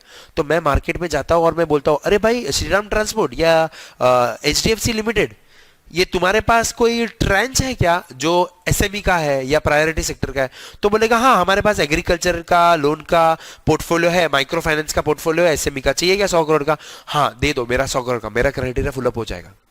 सो अब मैं वो 100 करोड़ रुपए का क्या वो लोन पोर्टफोलियो ट्रेंच ले लूंगा और मैं आरबीआई को क्या बताऊंगा, आरबीआई देखा मेरा 400 करोड़ का क्राइटेरिया फुल अप हो गया। सो ये दिस बिकम्स एन एडवांटेज किन के लिए, जिनको रेगुलेटरी रिक्वायरमेंट है खास करके। प्रोटेक्शन अगेंस्ट डिफॉल्ट, ये भी एक एडवांटेज हो सकता है इन्वेस्टर को। जैसे मैंने बताया यहाँ पे ओरिजिनेटर को एडवांटेजेस क्या हो सकता है कि अगर नॉन रिकोर्स अरेंजमेंट है, अगर रिकोर्स अरेंजमेंट है तो अगर कुछ डिफॉल्ट हुआ तो उसका जिम्मेदारी किसके ऊपर होगा, ओरिजिनेटर पे होगा। तो ये केस में मेरे को प्रोटेक्शन मिल जाएगा। तो यहाँ पे इन्वेस्टर को रिस्क का भी टेंशन नहीं है, डिफॉल्ट होने का भी टेंशन नहीं, अगर क्रेडिट गारंटीड है और रिकोर्स अरेंजमेंट है तो उसका भी टेंशन नहीं और हायर यील्ड भी मिलेगा। So in case of recourse arrangement the originator bears the amount of default if any and this can act as an insurance to the investor and help in compensating losses if any. So investor को क्या क्या फायदा हो सकता है, investor को एक तो उसको डाइवर्सिफाइड पोर्टफोलियो मिलेगा, उसका रिस्क कम हो जाएगा। दूसरा वो हायर रिटर्न कमा सकता है, खास करके वो मार्केट में जहां पे इंटरेस्ट रेट बहुत कम है। तीसरा, बहुत सारे इंस्टीट्यूशंस का रेगुलेटरी रिक्वायरमेंट है कि तुमको प्रायोरिटी सेक्टर वगैरह में डालना है तो वो अपना क्राइटेरिया फिलअप कर सकते हैं। और अगर रिकोर्स अरेंजमेंट है तो इन्वेस्टर को रिस्क का टेंशन नहीं है क्योंकि वो ओरिजिनेटर बेयर करेगा। तो अपन ने बेनिफिट किसके लिए किया, ओरिजिनेटर के लिए किया, इन्वेस्टर के लिए किया। ओवरऑल मार्केट के लिए क्या बेनिफिट हो जाएगा सर, मार्केट मल्टीप्लाई हो सकता है बिना एडिशनल कैपिटल रेज किए, मार्केट का ग्रो हो सकता है, मार्केट का ग्रोथ हो सकता है। यूएस मार्केट का बैंकिंग सेक्टर इतना ग्रोथ किया ही है बिकॉज ऑफ सिक्योरिटाइजेशन। ये बात अलग है कि उनका जो लोग बोलते हैं कि उनका 2007-8 का क्राइसिस भी हुआ वो भी सिक्योरिटाइजेशन की वजह से हुआ, वो अपन समझते आगे। लेकिन ओवरऑल मार्केट को क्या बेनिफिट होता है, ओवरऑल सिक्योरिटाइजेशन हेल्प्स क्या, spread out or diversify the risk within the market so that no longer concentration is happening or no longer solely it is concentrated in the hands of few credit providers। अपन ने जो risk management पढ़ा उसके अंदर problem क्या था, मैंने क्या बताया था, 2007-8 के पहले भी रिस्क मैनेजमेंट प्रोसेस था, लेकिन रिस्क मैनेजमेंट प्रोसेस में खामी क्या था, उसके अंदर ड्रॉबैक क्या था कि too many risk was concentrated in the hands of few. Securitization से क्या हो जाएगा, ये पूरा लोन पोर्टफोलियो एक अकेले का जिम्मेदारी नहीं होगा, ये ओरिजिनेटर के सिर पे ही नहीं फटेगा. ये क्या हो जाएगा, ये बहुत सारे इन्वेस्टर्स में स्प्रेड आउट हो जाएगा. अब ये ओवरऑल मार्केट के लिए बेनिफिट हो जाता है कि एक जन नहीं डूबेगा, एक जन पूरा लोन पोर्टफोलियो लेके नहीं डूबेगा, बट सब इन्वेस्टर्स में वो स्प्रेड आउट हो जाएगा. अब ये जितना बड़ा एडवांटेज है उतना ही बड़ा डिसएडवांटेज है, क्योंकि अभी आप ये पूरा चेन देखोगे तो जरा एक चीज समझो, एक जन ने डिफॉल्ट कर डाला तो सबका नुकसान होना चालू हो जाएगा. वो क्या होता है वो भी मैं बताऊंगा, और इसके थ्रू मैं 2007-8 का फाइनेंशियल क्राइसिस भी बताऊंगा. बट अभी फिलहाल मार्केट के लिए ओवरऑल बेनिफिट क्या, मार्केट के लिए रिस्क डाइवर्सिफाई हो जाएगा और किसी एक के सिर पे ना रह के वो स्प्रेड आउट हो जाएगा in multiple investors. That's the biggest advantage. So quickly अगर मेरे को पॉइंट्स आप बताओ, so what are the benefits सबसे पहले ओरिजिनेटर के लिए. ओरिजिनेटर के लिए क्या बेनिफिट है, ऑफ बैलेंस शीट फाइनेंसिंग हो जाएगा. दूसरा क्या हो जाएगा, वो अपने कोर बिजनेस पे फोकस कर सकता है. तीसरा उसके फाइनेंशियल रेशियोज इंप्रूव हो सकते हैं, कैपिटल एडिक्वेंसी रेशो या रिस्की वेटेड एसेट वाला जो capital adequacy risky weighted asset ratio या एनपीए रेशो इंप्रूव हो सकता है. और चौथा क्या हो सकता है कि वो स्प्रेड भी कमा सकता है और अपना बोरिंग कॉस्ट कम कर सकता है अगर वो क्रेडिट एनहांस या क्रेडिट रेटिंग करवाए. ये चार बेनिफिट किसको, ओरिजिनेटर को. इन्वेस्टर को मौका मिलता है डाइवर्सिफाइड पोर्टफोलियो में इन्वेस्ट करने का, उसका रिस्क कम हो जाएगा, वो हायर रिटर्न कमा सकता है. खास करके यूएस और यूरोपियन कंपनीज कमा सकती है हायर रिटर्न जहां पे इंटरेस्ट रेट बहुत कम है. तीसरा वो अपना कोटा फिलअप कर सकता है प्रायोरिटी सेक्टर का, जिसको हम लोग रेगुलेटरी रिक्वायरमेंट बोलते हैं. और चौथा, अगर रिकोर्स अरेंजमेंट है तो द इन्वेस्टर को प्रोटेक्शन मिलेगा, इंश्योरेंस मिल जाएगा. Right, this is what it is. और ओवरऑल मार्केट के लिए बेनिफिट क्या हो जाएगा कि कॉन्सेंट्रेशन ऑफ रिस्क नहीं होगा, वो रिस्क स्प्रेड आउट हो जाएगा between investors. But this industry has few problem, जिसमें से पहला प्रॉब्लम मैंने डिस्कशन किया था स्टैम्प ड्यूटी का. स्टैम्प ड्यूटी का प्रॉब्लम, अब ये सब कंट्रीज में प्रॉब्लम नहीं है, ये कुछ एक कंट्रीज में है जो खास करके कॉमनवेल्थ कंट्रीज है जो ब्रिटिश लॉज अप्लाई करती है, उनमें ये प्रॉब्लम है. Since securitization involves transfer of receivables, the stamp duty is applicable under the Transfer of Property Act 1882. UK, Hong Kong, Malaysia, India, ज्यादातर commonwealth countries are example of jurisdictions where stamp duty is applicable. US वगैरह में नहीं है. However, PTC में क्या होता था, directly ऑब्लिगर से पैसा जाता था, are exempted from stamp duty as there is no transfer and mere pass through of cash flows to the investors. So इसलिए मैंने क्या बोला, PTCs आर मोर प्रेफर्ड. क्यों प्रेफर्ड, क्योंकि इसमें स्टैम्प ड्यूटी का लफड़ा नहीं. Otherwise PTS is a better structure of securitisation. अब ये इंडस्ट्री में दूसरे दो बड़े प्रॉब्लम है, टैक्सेशन और अकाउंटिंग. अब सिक्योरिटाइजेशन के ऊपर access specific there is a lot of ambiguity on taxation. So किसको टैक्स लगे, कौन सा टैक्स लगे, कैपिटल गेन टैक्स कौन भरेगा, SPV भरेगा, ओरिजिनेटर भरेगा या दोनों भरेंगे, ये बहुत बड़ा इंडस्ट्री में क्वेश्चन मार्क है. इसके ऊपर हालांकि इन लोग ने रिप्रेजेंटेशन दिया है कि थोड़ा टैक्सेशन नॉर्म्स वगैरह इजी करो, बट फिर भी इशू है. There is no specific provision with regards to securitise income in the Income Tax Act. अलग से इसके लिए प्रोविजन नहीं है. And therefore there is difference of opinion in terms of tax liability as to be paid by the SPV or the trustees. Also, clarity is required on the issue of capital gains passed to the investor. अभी investor को जो आप securitise paper पे return दे रहे हो, वो interest से भी आता है, प्रिंसिपल से भी आता है, तो उसको किस में क्लब किया जाए, उसको कौन सा टैक्स भरा जाए, वो बहुत सारे क्वेश्चन मार्क्स है जिसके ऊपर अलग से कोई प्रोविजन नहीं बना है. हालांकि I think with the new bill probably they may come up with a provision of taxation for securitization papers only especially, but अभी इतना मार्केट ओपन अप नहीं हुआ है, तो इसीलिए इसके लिए कोई अलग से अभी तक प्रोविजन नहीं बना है. सेम वे अकाउंटिंग इशू होता है. क्या इशू होता है, एक मैंने जो बताया था कंटिंजेंट लायबिलिटी का, याद है कंटिंजेंट लायबिलिटी का इशू क्या था, हाँ, रिकोर्स वाले में. Since receivables are removed from the originator's balance sheet, securitisation makes the instrument and off balance sheet security. अभी एक्चुअली सिक्योरिटाइजेशन में क्या होता है, आपके बैलेंस शीट से वो चलेगा, SPV में चलेगा, बराबर है. तो एक तरीके से क्या लग रहा है कि आपके बुक्स में से निकल गया, लेकिन ये वापस आ सकता है अगर वो डिफॉल्ट हुआ तो. This can result in problem if the assets are transferred without recourse. ऐसे केस में क्या हो जाता है, अगर एसेट्स आर ट्रांसफर्ड तो यहाँ पे SPV के बुक में तो चले गया, ओरिजिनेटर के बुक से, लेकिन अगर कुछ डिफॉल्ट हुआ तो they may come as contingent liability.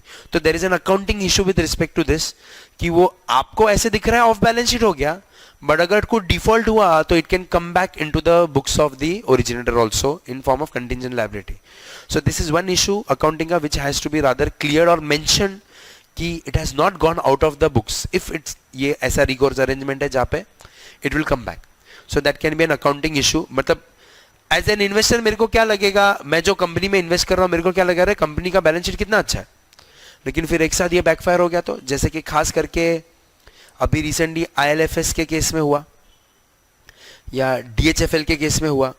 DHFL को तो रूमर की वजह से बहुत हिट हो गया, बट आईएलएफएस के केस में हो गया. यही केस लीमन ब्रदर्स के केस में हुआ था जहाँ पे बुक्स में दिख नहीं रहा था, बट अचानक से इतना बड़ा कंटिंजेंट लायबिलिटी आ गया क्योंकि सर अभी ये ऑब्लिगर्स डिफॉल्ट करेंगे तो someone will have to bear this. This will become a big liability. So it can cause a huge NPA. So that is an issue, one issue. अब बाकी दो issues very important. Information asymmetry. Information asymmetry मतलब एक है originator, दूसरा investor. दोनों क्या कर रहे हैं? दोनों को पैसा किस पे डिपेंडेंट है? ऑब्लिगर पैसा देगा तो ओरिजिनेटर के पास आएगा, ओरिजिनेटर फिर इन्वेस्टर को पास बैक कर सकता है. अब किसको ज्यादा नॉलेज है कि जो ओरिजिनल ऑब्लिगर्स है वो अच्छे बायर्स है कि नहीं है, अच्छे बोरोअर्स है कि नहीं है, उसका नॉलेज किसको ज्यादा है? ओरिजिनेटर को या इन्वेस्टर को?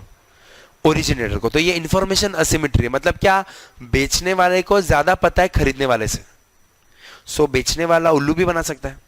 यही हुआ 2007 के क्राइसिस में, 2007-8 के क्राइसिस में. The complexity of different types of securities in the pool can be of disadvantage to the investor. मतलब इन्वेस्टर को इतना सारा मिक्सचर है ना पूल का, उसको पता ही नहीं चलेगा कि भाई इन रियलिटी और कितना क्रेडिट रिस्क है सबका. क्योंकि क्रेडिट रेटिंग कंपनी क्या करती है, इनका ओवरऑल क्रेडिट रेटिंग करती है. सो इससे क्या हो जाता है, in such a case the issuer knows much more than the buyer. Issuer मतलब originator knows much more than the investor. And this has been the result in the crisis of during the 2008 financial market crash. वहाँ पे क्या हुआ था मैं explain करूंगा. 2008 का financial market crash, वहाँ पे जो कंपनी सिक्योरिटाइज पेपर बाय कर रही थी उनको लग रहा था कि ये तो अच्छे पेपर्स है क्योंकि उनका AAA क्रेडिट रेटिंग था. बट जब रातों रात लीमन ब्रदर्स डिफॉल्ट हुआ, आई थिंक 16 मार्च के मंडे के दिन पे जब लीमन ब्रदर्स डिफॉल्ट हुआ, डिफॉल्ट होने के पहले तक ये पेपर का AAA क्रेडिट रेटिंग था. अब ये आईएलएफएस का भी जो केस हुआ है उसमें आईएलएफएस का भी जो डिफॉल्ट हुआ उसके बाद, मतलब डिफॉल्ट का जब न्यूज आ गया तब उन्होंने क्रेडिट रेटिंग कम कर डाला, लेकिन पहले बताना चाहिए था क्रेडिट रेटिंग खराब है. So that became an issue where the issuer को पता था, ओरिजिनेटर को पता था इसमें कुछ लफड़ा है, बट बायर को बाद में पता चलता है. सो ये इंफॉर्मेशन असिमेट्री होता है. और इसकी वजह से क्या हो जाता है, इसकी वजह से मॉरल हजार्ड क्या होता है वो मैं बताता हूँ मॉरल हजार्ड. बट ये इंफॉर्मेशन असिमेट्री की वजह से बहुत सारे लोग सिक्योरिटाइजेशन मार्केट पे भरोसा नहीं करते थे 2007-8 में. तो अभी 2007-8 में क्या हुआ था मैं बताता हूँ. अब मेरे को एक बात बताओ, ये 2007-8 का मैं फाइनेंशियल क्राइसिस बता रहा हूँ, 2007-8 का, which is called as the sub prime mortgage crisis thanks to Lehman Brothers. अभी लीमन ब्रदर्स तो उसमें सबसे बड़ा डिफॉल्टर था, बट ये क्राइसिस क्या था. अब ये पूरा स्ट्रक्चर सही चल रहा था. अंडरलाइंग एसेट में लोन्स, सबसे ज्यादा लोन दिया था रेसिडेंशियल मॉर्गेजेस को.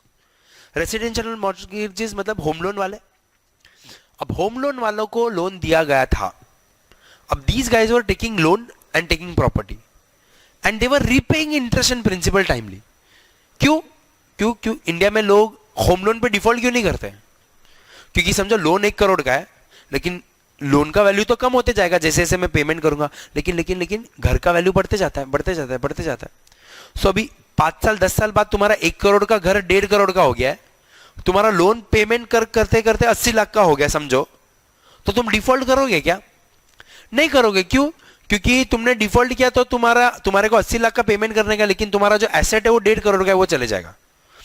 लेकिन समझो अगर ऐसा सीन हुआ जहां पे एसेट का प्राइस गिरना चालू हुआ, घर का प्राइस गिरना चालू हुआ, जो आज तक इंडिया में हुआ नहीं है, इसके लिए लोगों को लगता है अरे घर का प्राइस थोड़ी ना गिरता है, ऐसा थोड़ी कोई होता है कि प्रॉपर्टी का प्राइस कभी गिरा है क्या आज तक. ऐसा यूएस वाले भी सोचते थे unless and until it fell down. So अगर प्रॉपर्टी का प्राइसेस गिरा, अभी समझो मेरा 1 करोड़ का लोन है और 5 साल बाद प्रॉपर्टी का प्राइस 1 करोड़ का 70 लाख हो गया, और मेरा होम लोन समझो 80 लाख 90 लाख का है अभी भी, और मैं ना रीपे करूं तो मैं क्या बोलूंगा, नहीं पे करना, तो बैंक क्या बोलेगा, तेरा घर ले लो। मैं बोला, ले ले, 40-50 लाख का घर है अभी और मेरा लोन 70-80 लाख का है, ले ले, मैं डिफॉल्ट कर देता हूं। जब आपका प्रॉपर्टी का प्राइसेस बहुत ज्यादा गिरे तो लोग क्या करेंगे, लोग सीधी बात है डिफॉल्ट करना चालू करेंगे। यूएस में यही हो गया, हाउसिंग मार्केट में बबल हो गया था, एक्स्ट्रावेगेंटली बढ़ गया था।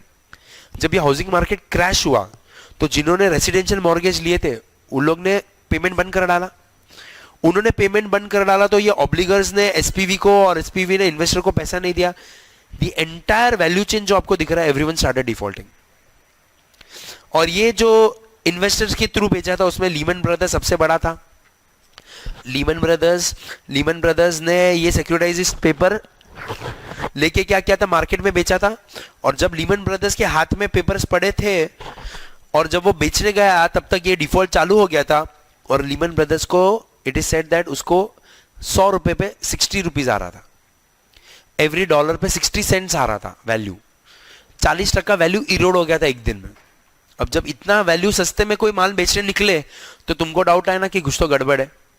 तो लीमन ब्रदर्स ने लास्ट में क्या बोला कि ये मेरे पास पेपर पड़े $1 के, 60 सेंट में भी मैं देने को तैयार हूं, कोई ले रहा है क्या? तब मार्केट में लगा कुछ तो गड़बड़ है लीमन के पेपर्स में। And then everyone started dumping shares, dumping the securitise paper, value और कम हो गया। एंड देन ग्रेजुअली पता चला it's a big crisis and everyone started defaulting. It all started with housing bubble and people not being able to pay loan, and then it all happened. अब the question that my next point will come is ये housing bubble हुआ क्यों, ये ऐसा हुआ क्यों? and that is what is moral hazard. moral hazard मतलब कि वो greed, क्या था greed? with the extension of credit becoming increasingly easy coupled with less stringent evaluation by the credit rating agencies with regards to quality of final borrowers मतलब जिन्होंने loan लिया, it can create a bubble of junk securities and can result in collapse of the entire value chain of securitization as evident in the 2008 subprime mortgage crisis. मतलब क्या हो गया, सुनना अच्छे से, moral hazard मतलब क्या? अब है ना, अब ये जो इन्वेस्टमेंट बैंकर्स है ना, लीमन ब्रदर्स वगैरह, ये लोग क्या करते थे, ये लोग एसपीवी के पास से पेपर्स लेते थे, एसेट बैक्ड सिक्योरिटीज, और ये जो बड़े बड़े इन्वेस्टमेंट बैंकर थे सूट बूट में, वुल्फ ऑफ वॉल स्ट्रीट वाले, ये लोग क्या करते थे, इन्वेस्टर्स को बेचते थे। अभी मिलियंस ऑफ डॉलर की सिक्योरिटी होती थी। तो जो इन्वेस्टमेंट बैंकर है ना, उनको कमीशन मिलता था। क्या चीज का कमीशन? तुम जितना इन्वेस्टर्स को बेचोगे माल, उसमें तुमको कमीशन। फॉर एग्जाम्पल मैं लीमन ब्रदर्स में या बार्कलेज में काम कर रहा था, तो मेरा जॉब क्या था, ये सिक्योरिटाइज पेपर आया है मेरे पास एसपीवी से, समझ तू एनबीएफसी है, तूने बोला कि सर मेरे पास 100 करोड़ के पेपर्स है, तो ये 100 करोड़ के पेपर्स को मैं इन्वेस्टर को बेच दूंगा, तू मेरे को क्या देगा? तू बोलेगा सर मैं 1% आपको दूंगा। बोलूंगा ठीक है। अब मैं इन्वेस्टर्स को बेचने लग गया, इन्वेस्टर्स को मजा आने लग गया। क्यों? इन्वेस्टर बोल रहा था अरे मार्केट में 2% मिल रहा है, सिक्योरिटाइज पेपर से मेरे को 4%, 5% मिल रहा है, 7%, 8% भी मिल रहा है, व्हाई नॉट दैट? और क्यों मेरे को अच्छा रिटर्न मिल रहा है? सामने क्रेडिट रेटिंग एजेंसीज बोल रही है ये डाइवर्सिफाइड है, ट्रिपल रेटिंग है, तो इन्वेस्टर बोल रहे हैं रातों रात हमको मजा। अभी ये जो यूएस का सबसे बड़ा इंश्योरेंस ग्रुप था, एआईजी, अमेरिकन इंश्योरेंस जनरल, और बाकी सब इंश्योरेंस कंपनी थी, दे वर वेरी हैप्पी, क्योंकि वो लोग क्या सोच रहे थे, अच्छा चीज है अपने लिए अच्छा, अपने को ट्रिपल है मार्केट से जो पब्लिक का पेंशन का अपन ने पैसा लिया है या इंश्योरेंस प्रीमियम लिया है, उस पे अपने को उनको 5% देने का है, लेकिन वो पैसे जो अपन ने कमिटमेंट किया 5% देने का है, उसके सामने अपने को बॉन्ड मिल रहा है 7-8% का, सेम क्रेडिट रेटिंग का, चलो अपन लेते हैं। सो अभी इन्वेस्टर्स ने क्या करना चालू किया, इन्वेस्टर्स ने इन्वेस्टमेंट बैंकर को बोला और पेपर्स दो, और पेपर्स दो, और पेपर्स दो हमको। क्यों? क्योंकि हमारे लिए तो ये मजा आ रहा है, ये बॉन्ड में डाल के पैसा, एक तो डाइवर्सिफाइड भी है और रिटर्न भी अच्छा आ रहा है।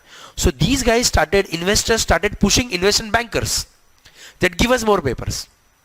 तो इन्वेस्टमेंट बैंकर को भी मजा आने लगा, क्योंकि उनको कमीशन मिल रहा था अच्छा खासा, तो उनका बोनस बढ़ रहा था। इसके ऊपर रघुराम राजन ने बोला था कि ये बोनस स्ट्रक्चर बंद करो वरना तुम्हारा बहुत बड़ा इवेंट हो जाएगा, 2006 में उसने बोला था। लेकिन बाकी इन्वेस्टमेंट बैंक्स क्या थी, अरे धंधा हो रहा है तो बोनस क्यों नहीं देने का? तो दे started giving bonuses, they started giving luxury cars, they started giving foreign trips and all. किसको? इन्वेस्टमेंट बैंकर्स को। कौन? इन्वेस्टर्स ने और कंपनी ने, एनबीएफसी ने, दोनों ने क्या बोला, तो इन्वेस्टर्स ने क्या बोला, हमको और पेपर्स लाओ। तो इन्वेस्टमेंट बैंकिंग जो कंपनीज थी लीमन ब्रदर्स जैसी, इन्होंने और पेपर्स लाने के लिए एसपीवी को बोला कि और फंड और ऐसा हम लोग को एसेट दो पूल। अभी एसपीवी और ये ओरिजिनेटर ने क्या बोला, और पूल कहां से दूं, मैं मार्केट में इतना ही लोन दे पाया हूं। तो उसने बोला और लोन दे लोगों को। तो सर और लोन कैसे दूं, जिनका क्रेडिबिलिटी अच्छा था, जो लोग लोन लेने आए थे उनको मैंने लोन दे दिया। तो उसने बोला अरे तो एक काम करना, सबको लोन दे दे, सबको लोन दे दे। तो अब तक ये लोग क्या कर रहे थे, ये लोग उनको लोन दे रहे थे जो एलिजिबल है, उसको अपन प्राइम लेंडर्स बोलते, प्राइम बोरोवर्स बोलते। नाउ क्योंकि इनके ऊपर इन्वेस्टमेंट बैंकर का प्रेशर था कि तुम्हारा बिजनेस बढ़ाने का नहीं है क्या, तुमको और बिजनेस करो, हम लोग तुमको टेंशन लेने की जरूरत नहीं है, तुम्हारा जो पूल ऑफ एसेट है हम लोग किसी को भी बेच देंगे, तुम टेंशन मत लो, तुम किसी को भी लोन दे दो। So these guys started doing what, these guys started giving loans to prime नहीं, सब प्राइम बोरोवर्स आल्सो, जिनके पास काम धंधा भी नहीं था, उनको उन्होंने लोन देना स्टार्ट कर दिया। उनको उन्होंने लोन देना स्टार्ट कर दिया तो अभी वो लोग तो डेफिनेटली पे नहीं कर पाएंगे टाइम पे, तो उनको अलग अलग स्कीम दिया। क्या दिया पता है, आपको घर चाहिए, घर भी हम लोग करा के देंगे अरेंज, और उसका लोन भी लेंगे। Why don't you buy house, तो बोलेगा I don't have a job, don't worry take a loan, job नहीं है फिर भी लोन दो। तो बोल रहा था अरे मेरे पास जॉब नहीं है, लोन कैसे, मैं लोन रीपे कैसे करूंगा। तो उसे बोला कब जॉब लगेगा, तो उसे बोला अभी तो मैं पढ़ रहा हूं, या मेरा अभी पास जॉब नहीं है, 3-4 साल बाद जॉब लगे तो इन लोग ने चालू किया एक चीज जिसको बोलते हैं टीजर लोन। टीजर लोन मतलब क्या कि आज तू समझ पढ़ाई कर रहा है, आज तुम लोग सब पढ़ाई कर रहे हो, तो मैं तुमको लोन देता हूं। अभी तुम बोलोगे सर अब भी लोन दोगे, अब भी मैं लोन देके अभी मैं ईएमआई कैसे भरूं, मेरा तो जॉब चालू नहीं हुआ। तो मैं बोलूंगा कब जॉब चालू होगा, तो तुम बोलोगे 5 साल बाद सर मैं थोड़ा सस्टेन हो जाऊंगा, 3 साल बाद। ठीक है 3 साल बाद ईएमआई भरना, आज लोन ले ले, आज लोन ले ले। हाँ तो आज समझ मैंने तेरे को 1 करोड़ का लोन दिया, 3 साल बाद ईएमआई भरना चालू करना। तो समझ 3 साल तक तो कोई ईएमआई नहीं भर रहा, लेकिन घर तेरे को दे दिया और लोन भी दे दिया। अब ये एज अ बोरोवर तो मेरे लिए बहुत अच्छी चीज है, लेकिन एक चीज समझ कि 3 साल बाद तेरे को जॉब नहीं मिला, तो 1 करोड़ का लोन था और 3 साल जो तूने नहीं भरा उसका इंटरेस्ट ऐड कर दूं मैं, तो तेरा लोन जो 1 करोड़ का था वो तो एनीवे बढ़ गया, और तेरे पास तो जॉब ही नहीं है, और तेरा तो पहले भी कैपेबिलिटी था नहीं, तो तू तो डेफिनेटली डिफॉल्ट करेगा। So it's all dependent on whether you get the job or not. Now, when you already start giving the loans to those people who are not eligible and give such schemes to just sell houses and to just create more loan, इससे दो चीज होता है, एक तो नहीं मिलने वालों को लोन मिल रहा है, और दूसरा क्या हो रहा है, नेचुरली नहीं मैं बोलूंगा, आर्टिफिशियली हाउसिंग बबल क्रिएट हो रहा है। अब वो लोग घर ले रहे हैं जिनके पास ऑलरेडी एक एक घर है। अभी उधर हाउसिंग फाइनेंस कंपनीज को और कंस्ट्रक्शन कंपनी को क्या लग रहा है, अरे यूएस इकोनॉमी का ग्रोथ हो रहा है इसीलिए लोग घर ले रहे हैं। अब आर्टिफिशियली हाउसिंग बबल क्रिएट हो रहा है, क्योंकि लोगों के पास बहुत ज्यादा पैसा, क्या बहुत ज्यादा हाउसिंग क्रिएट हो रहा है, खरीदने वाले कोई है नहीं, क्योंकि वो लोग लोन पे खरीद रहे हैं, और लोन उनका एलिजिबिलिटी है नहीं पे करने का, ये लोग जबरदस्ती पैसा दे रहे थे। अब क्या हुआ, अब ग्रेजुअली हाउसिंग प्राइसेस क्रैश होना चालू हुआ, क्योंकि इट वाज आर्टिफिशियल, क्योंकि रियल डिमांड नहीं था, ये तो इन्फ्लेटेड डिमांड था थ्रू लोन एंड ऑल। अब जिन लोग का जॉब लगा ही नहीं उन लोग ने डिफॉल्ट करना चालू कर दिया। जैसे पीपल स्टार्टेड डिफॉल्टिंग, सो इन्होंने क्या बोला, ठीक है घर ले लो, मेरे पास तो पैसा ही नहीं, लोन रीपे करने का पैसा नहीं। Now public started dumping houses, और एक साथ बड़े बड़े बंगलोज यूएस में बिकने चालू हो गए। जो $1 मिलियन के बंगलो थे वो 70-80%, 30%, 40% डिस्काउंट पे बिकना चालू हुआ ऑक्शन में, क्योंकि कोई खरीदने वाला था नहीं। अब सप्लाई जब ज्यादा चालू हो गया, डिमांड बंद हो गया, तो हाउसिंग प्राइसेस क्रैश हो गया।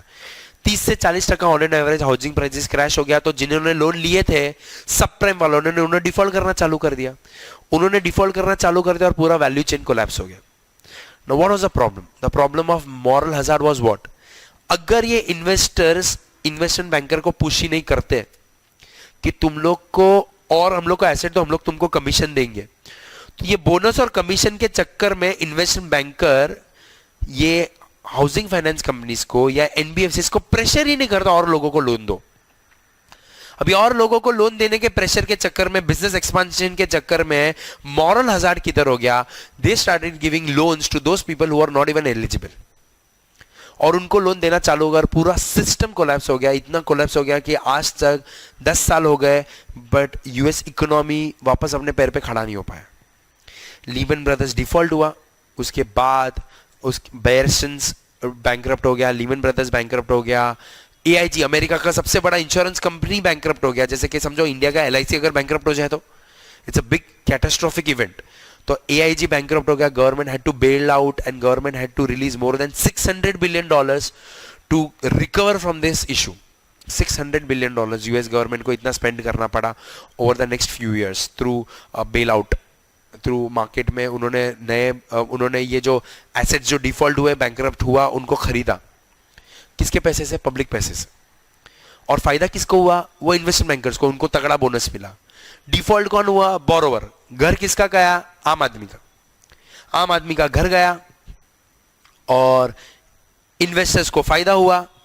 इन्वेस्टर्स का पैसा डूबा तो वो एलआईसी का पैसा डूबा, वो भी आम आदमी का था। वो इंश्योरेंस कंपनी का जो एआईजी का पैसा डूबा वो भी आम आदमी का। डिफॉल्ट भी आम आदमी हुआ और उधर इन्वेस्टर का भी जो पैसा गया वो भी आम आदमी का पैसा गया। बेयर किसने किया? बेयर किसने किया? गवर्नमेंट ने। गवर्नमेंट ने किसका पैसे से बेयर करता है? आम आदमी के पैसे से। मजा किसने लिया?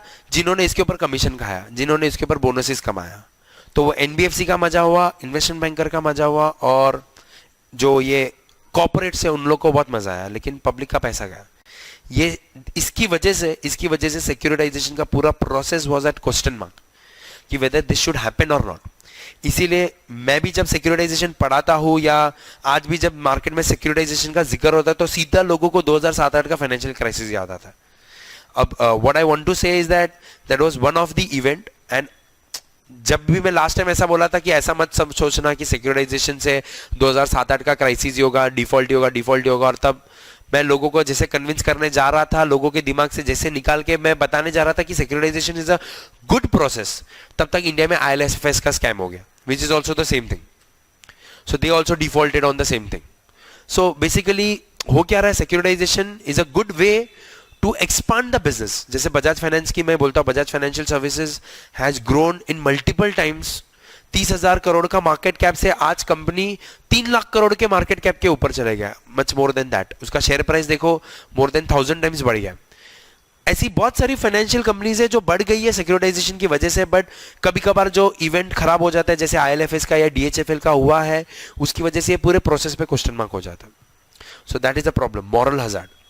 सो what are the problems in the industry? Industry को क्या प्रॉब्लम है? स्टैम्प ड्यूटी और अकाउंटिंग और टैक्सेशन से तो प्रॉब्लम है, लेकिन ये इसकी वजह से मार्केट को 2 प्रॉब्लम होता है। एक तो मैंने बोला इंफॉर्मेशन असिमेट्री, जहां पे who knows more than whom, तो originator knows more than the final investor, और इसकी वजह से मॉरल हजार्ड होता है। मॉरल हजार्ड मतलब ग्रीड होता है कि और सिक्योरिटाइज पेपर लाओ, और सिक्योरिटाइज पेपर लाओ, और इसकी वजह से जो यूएस में हो गया कि गलत लोगों को लोन दिया गया, हाउसिंग बबल क्रिएट हुआ, और इसकी वजह से पूरा इवेंट, पूरा सिक्योरिटाइजेशन का वैल्यू चेन टूट गया।